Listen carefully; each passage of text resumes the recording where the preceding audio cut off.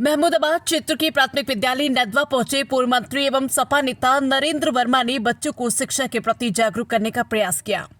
इस अवसर पर उन्होंने बच्चों को प्रोत्साहित करने के लिए खिलौने और टॉफियां वितरित की।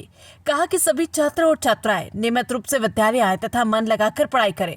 वर्मा ने अभिभावकों से आग्रह किया कि वे अपने बच्चों की शिक्षा को सर्वोच्च प्राथमिकता दें और उन्हें विद्यालय भेजने में किसी भी प्रकार की लापरवाही न बरतें। हाल ही में हुए विद्यालय से जुड़े घटनाक्रम और उन पर लगाए जा रहे आरोपों पर प्रतिक्रिया देते हुए उन्होंने कहा कि जब से मामला चल रहा है, इसी बीच उनकी नदवा के किसी भी निवासी से कोई बातचीत नहीं हुई। इसके गवाह स्वयं गांववासी हैं। उन्होंने कहा कि ये ग्रामीणों की अपनी समस्या थी, जिसे लेकर उन्होंने आवाज उठाई।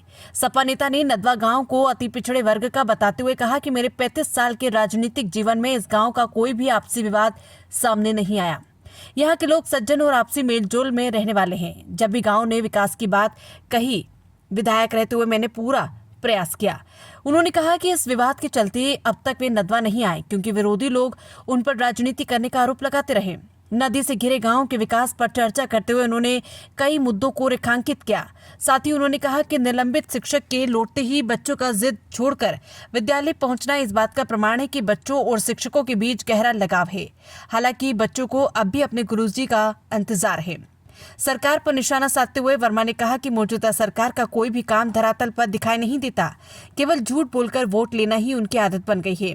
उन्होंने नदवा में हुए शिक्षक बीएसए विवाद मामले में निष्पक्ष जांच और उचित कार्रवाई की भी मांग की है। महमूदाबाद से संवाददाता सुनील वर्मा की रिपोर्ट।